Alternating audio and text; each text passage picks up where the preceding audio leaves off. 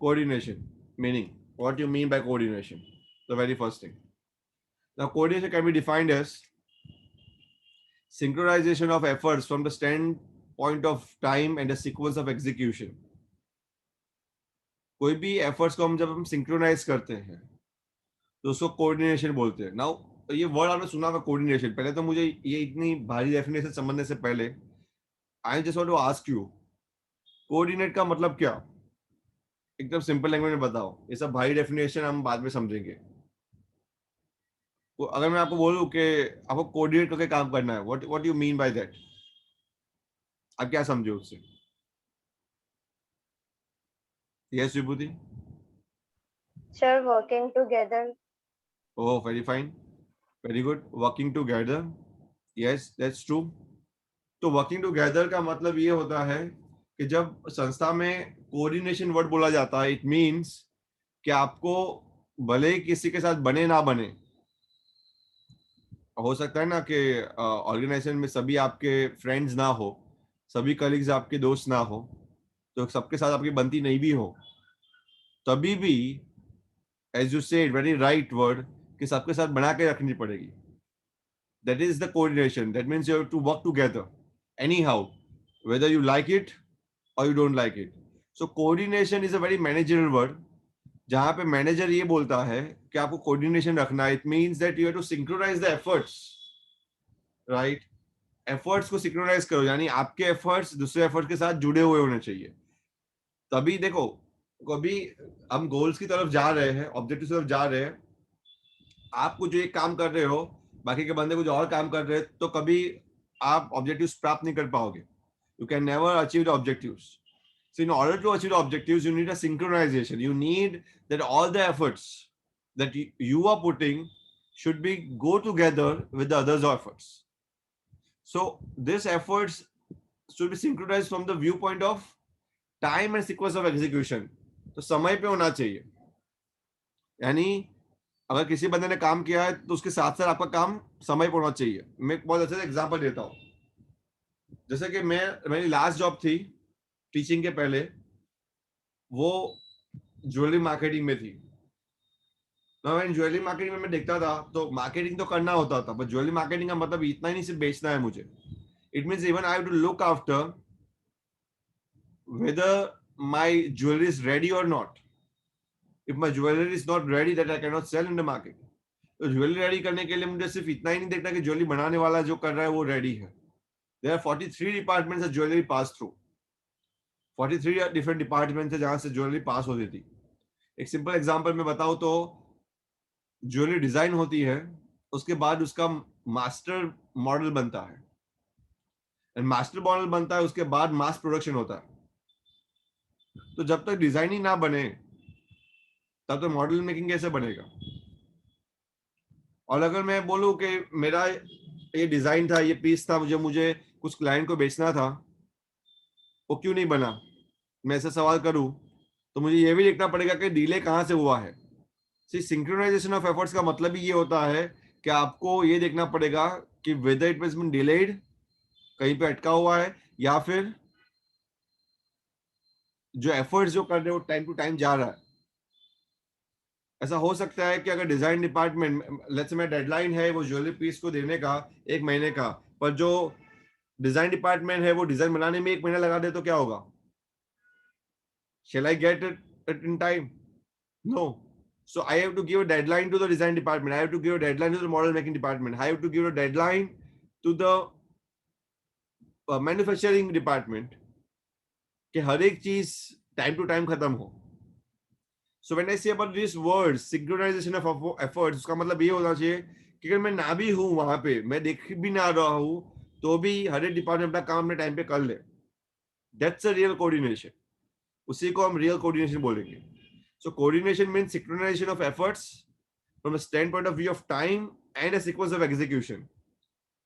समझ में आ रहा है? टाइम के साथ साथ और एग्जीक्यूशन के साथ साथ सभी एफर्ट्स साथों साथ चले, सिंक्रोनाइज हो. This is what coordination means. Now in general coordination का मतलब क्या होता है? Bringing together all the activities, bringing together all the resources, right, so that organisation में हार्मनी बनी रहे. That is the real meaning. So bringing together the activities and resources of organization and bringing harmony in them. Harmony यानी कोई वो resource के झगड़े नहीं और सबका काम निकल जाए. This is the real meaning of coordination.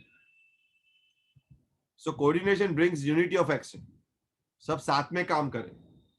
साथ में काम करने का मतलब ये नहीं है कि एक साथ बैठ के वहीं पे काम करें, पर काम करने का मतलब ये है कि वैसे काम करे जिससे ताला खुले.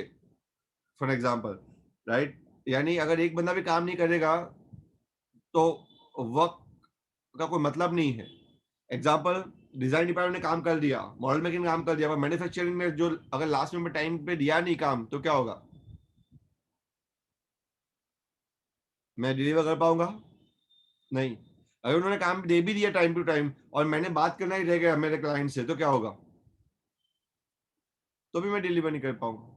सो unity of action is very important. Unity of action का मतलब ये होता है कि हर एक के एक्शन एक ही डायरेक्शन में जाने चाहिए. ऐसा नहीं कोई अलग अलग डायरेक्शन में जा रहे. किसी को लग रहा है मुझे तो ये डिजाइन पसंद है, मैं पहले यही डिजाइन बनाऊंगा. No, it should not be like that. It is no, that is not coordination. अगर आप अपनी लाइकिंग से काम करोगे तो कोऑर्डिनेशन नहीं होगा. कोऑर्डिनेशन का मतलब तभी होगा जब भले ही आपको लाइकिंग हो या ना हो, आप वही काम करोगे जो संस्था को आगे लेने के लिए करना है. समझ में आ रहा है ये coordination? Yes, sir. Yes. Right? So look in here. That's a cartoon. Can you see the coordination? Yes, sir. Right? Minion से कार्टून है, वो बुला रहा है मिनियंस को एक बल्ब को निकालना है. And see that they want to do a coordination in here. Right? And they are doing a coordination. But let me show you a different cartoon in here. Now see what happens.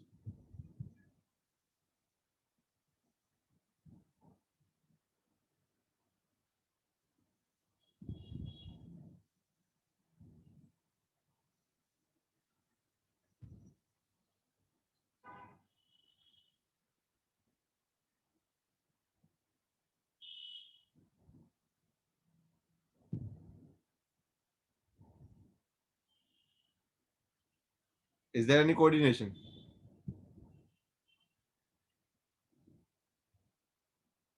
Yes? No, sir. Right? So they are fighting. I don't know. Or what the top management says, the lower level management was not doing it. So there is no coordination between them. Right? So coordination is the essence of management. It has been said. ऐसा बोला गया है कि coordination ही management का essence है. अगर coordination नहीं होगा तो कोई भी लेवल मैनेजमेंट काम नहीं कर पाएगा.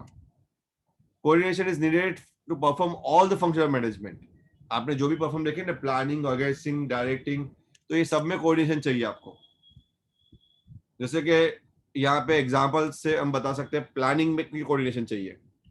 So main plan and supportive plans तभी बन पाएंगे जब कोऑर्डिनेशन होगा. पहला मेन प्लान बनता है जो टॉप लेवल मैनेजमेंट बनाता है और उसके बेसिस पे से सपोर्टिव प्लान्स बनते हैं.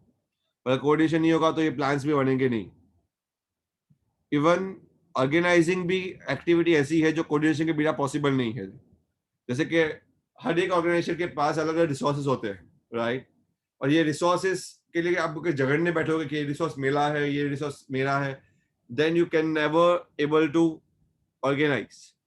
तो ऑर्गेनाइज के अंदर आपको ये याद रखना है कि रिसोर्सेज को अथॉरिटी, रिस्पॉन्सिबिलिटी एंड अकाउंटेबिलिटी के हिसाब से डिवाइड किया जाए. कौन, फॉर एग्जाम्पल, जैसे कि हमारे स्कूल में बताता हूं मैं, सबसे अच्छी ऑफिस और कैबिन किसकी होती है? किसको मिलता है? ट्रस्टीज को, राइट? उसके बाद किसका होता है? प्रिंसिपल सर का, राइट? तो ये जो रिसोर्सेज है वो भी कैसे मिलता है? उनकी अथॉरिटी, रिस्पॉन्सिबिलिटी के हिसाब से मिलता है ना. तो दैट इज ऑर्गेनाइजिंग. ऑर्गेनाइजिंग आप जब डिवीजन और सब डिवीजन करो ऑर्गेनाइजेशन में, तो रिसोर्सेज जितने अवेलेबल है उस हिसाब से वैसे दो कि जिनको हायरार्की और अथॉरिटी और रिस्पॉन्सिबिलिटी और अकाउंटेबिलिटी के हिसाब से मिले. थर्ड है स्टाफिंग. स्टाफिंग का मतलब क्या? स्टाफिंग यानी जैसे क्वेश्चन ने बताया, right person right job, right? तो आपको वैसे जॉब असाइन करना है जिनकी एफिशिएंसी हो, और एफिशिएंसी के हिसाब से उनका कंपेंसेशन है, कंपेंसेशन यानी पैसा, उसकी सैलरी हो। तो स्किल ऑफ अ पर्सन देखना है आपको, जॉब कैसा असाइन किया है वो देखना है, और ये भी कोऑर्डिनेशन से होगा। आप इसको कैसे भी उसको रख नहीं दोगे। So you have to discuss with your superiors when you appoint, when you recruit someone. Directing, directing भी पॉसिबल तभी है जब कोऑर्डिनेशन हो सकता है। कोऑर्डिनेशन होने का मतलब जब सुपीरियर एंड सबऑर्डिनेट्स जो भी ऑर्डर्स पास करे, सुपीरियर जैसे नीचे ऑर्डर्स पास करेगा तो वैसे ही पास करेगा जैसे बोला गया था। जो भी ऑर्डर्स है, इंस्ट्रक्शन है, गाइडलाइन है, सजेशन है, ये सब कुछ वैसे ही पास हो जैसे टॉप लेवल बोलता है मिडिल लेवल को, मिडिल लेवल बोलता है लोअर लेवल को। Controlling, that is also basis on the basis of coordination. तो कंट्रोलिंग में भी कोऑर्डिनेशन क्या होता है, आपको ये ऑलवेज देखना पड़ता है कि क्या स्टैंडर्ड्स बनाए गए हैं और उसके सामने एक्चुअल परफॉर्मेंस क्या है। अगर ये दोनों मैच नहीं करते तभी कंट्रोलिंग की जरूरत पड़ती है, अगर मैच करते हैं तो there is no controlling only. तो डेफिनेटली उसका मतलब ये हुआ कि वहां पे भी कोऑर्डिनेशन की जरूरत है आपको, वहां पे भी आपको डिफरेंट डिपार्टमेंट्स की जरूरत पड़ती है, राइट।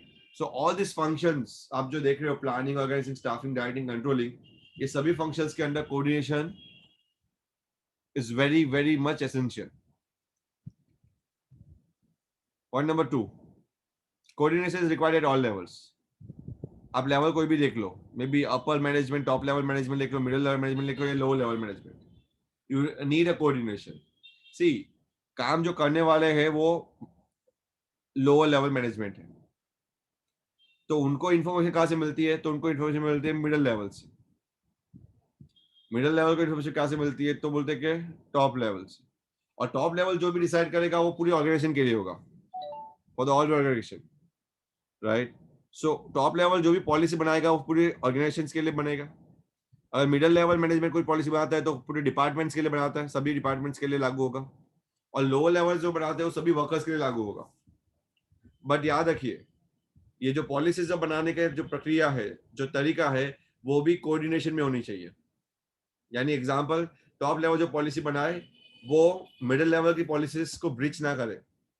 मिडिल लेवल को बहुत ध्यान रखना है कि टॉप लेवल जो पॉलिसी फॉलो करवाने के बोल रही है वही फॉलो करनी है, यानी उसके ऊपर से ही उनको इंफॉर्मेशन देनी है, राइट। सो हर एक लेवल को ध्यान रखना है, ये टॉप से मिडल, मिडल से low. Coordination is the most important function of an organization. याद रखिए, सबसे इंपॉर्टेंट फंक्शन है कोऑर्डिनेशन।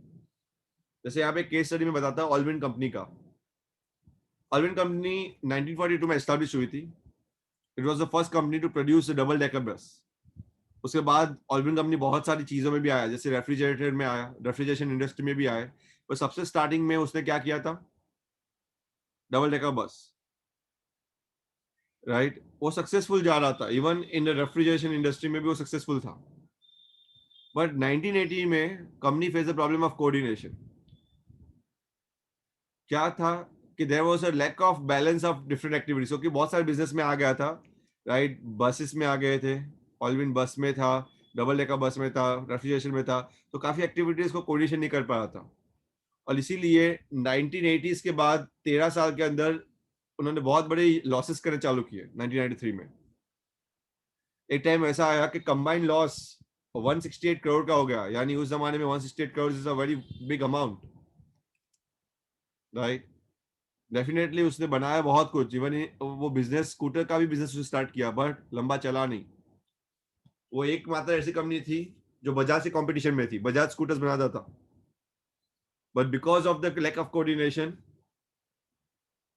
ये पूरी कंपनी गिर गई। तो याद रखिए, कोऑर्डिनेशन से ही सभी एक्टिविटीज चलती है, सभी फंक्शंस चलते हैं मैनेजमेंट के। Without coordination nothing works.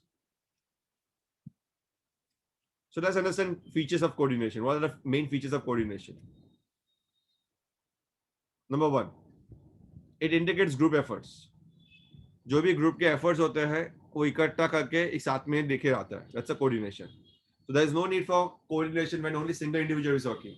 See, अगर एक बंदे को काम दूं, मैं ऐसा बोलूं कि विनीत एक प्रोजेक्ट पे काम कर रहा है, तो there is no need of coordination. But मैं बोलूं कि विनीत, कुशल, विभूति, जैनिश, हेतवी सब लोग को काम करना है, शुभ, then you require a coordination with each other.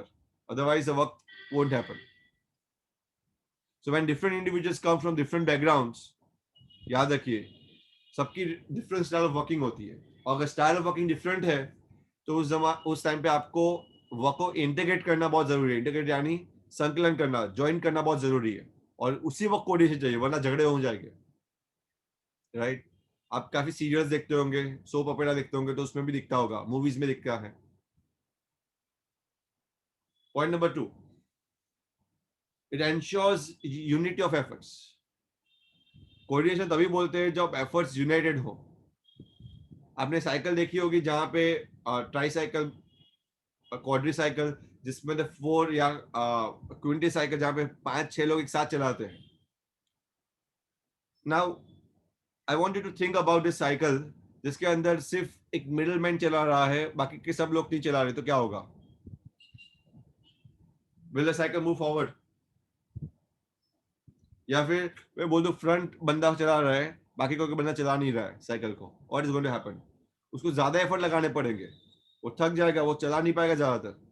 But अगर सब साथ में चलाएंगे एंड एक साथ चलाएंगे, then you can go far and very easily. You don't have to put many efforts on that. Efforts दिए बिना बहुत लंबे दूर डिस्टेंस तक आप जा सकते हो.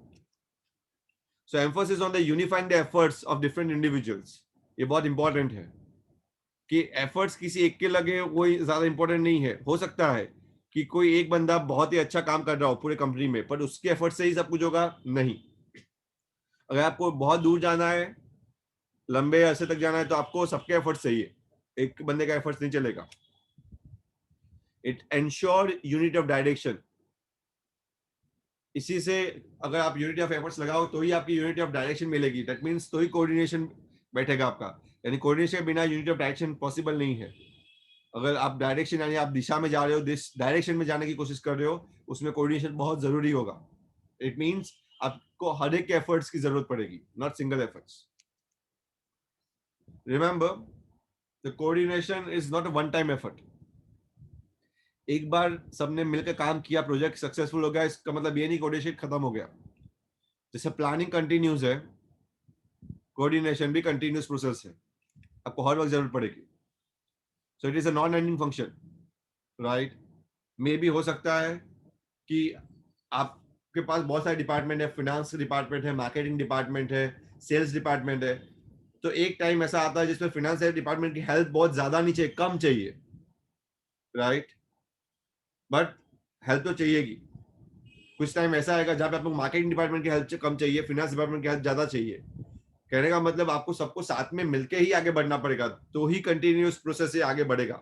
So coordination is a continuous process, it is not one time process. वो चलता ही रहेगा.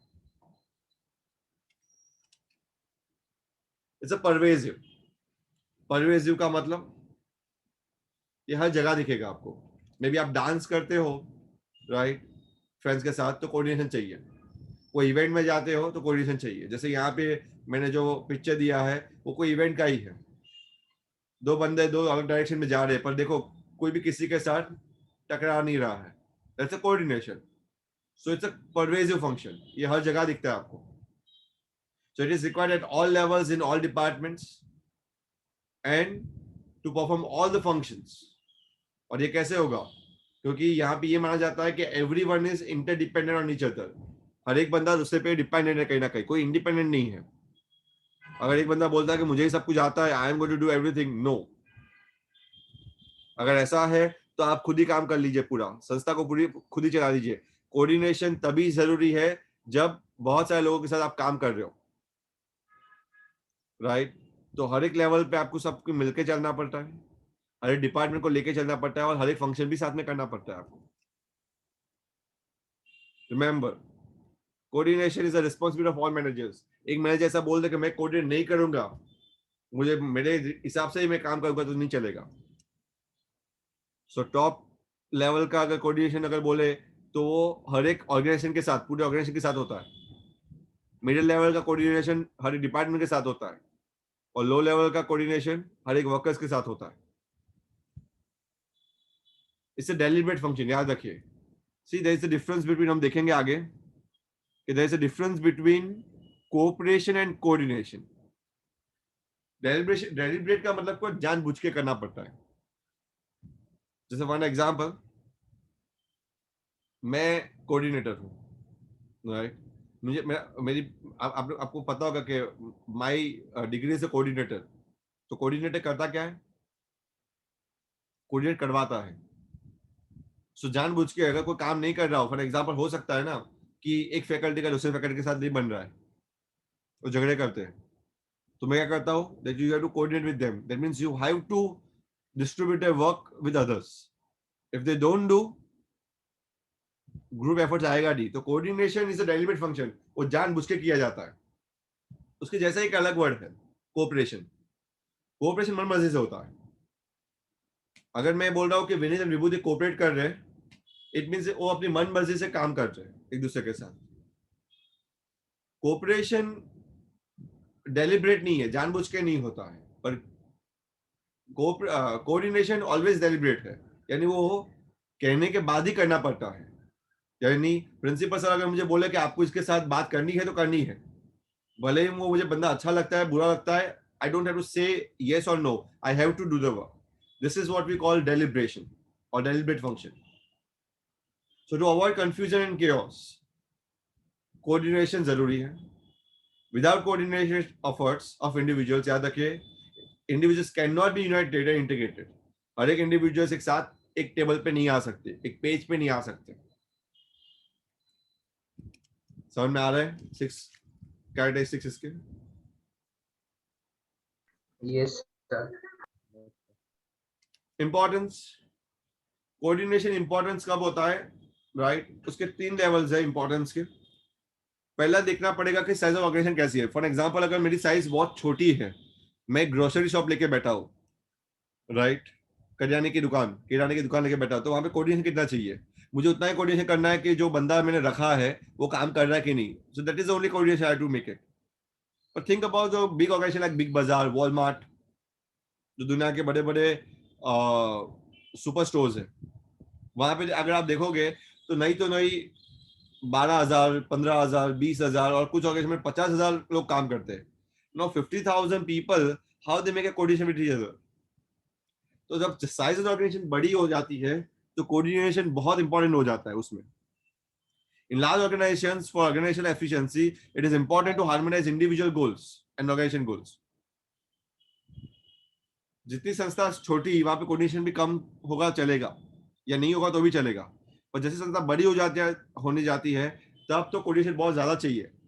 आप सोच रहे हो कि फेसबुक इतनी बड़ी ऑर्गेनाइजेशन है, वॉलमार्ट या फिर माइक्रोसॉफ्ट या फिर Apple, think about that, how many people are working.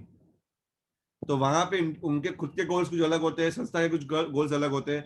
तो there should be coordination between them, otherwise the work won't happen. Coordination तभी भी चाहिए, उसका महत्व तभी बहुत बढ़ जाता है जब फंक्शनल डिफरेंशिएशन होता है, यानी फंक्शंस अलग अलग होते हैं. जैसे कि अपनी स्कूल की बात देख लो, अकाउंट डिपार्टमेंट का फंक्शन अलग है, काउंसलिंग डिपार्टमेंट का फंक्शन अलग है, एकेडमिक डिपार्टमेंट का फंक्शन अलग है. तो फंक्शन सबके जब अलग होते हैं तो हमको एक दूसरे के साथ बिठा के रखना पड़ता है, तो ही काम निकलेगा. So departments are interlinked and interdependent. याद रखिए, कोई भी डिपार्टमेंट इंडिपेंडेंट नहीं है, कहने का मतलब वो इंटरडिपेंडेंट है, एक दूसरे पर निर्भर है. इंडिपेंडेंट कोई भी नहीं है, और इसीलिए it is necessary. The coordination is needed to minimise the differences among the departments. ऐसा ना हो कि ये डिपार्टमेंट का वर्क ज्यादा अच्छा है, ये डिपार्टमेंट का वर्क कम है. नहीं, every department has their own responsibility and every department has their own importance of work. Her department का अपना ही एक इंपॉर्टेंस होता है, और इसीलिए भी इट इज वेरी नेसेसरी कि हर डिपार्टमेंट के बीच में कोऑर्डिनेशन बना रहे.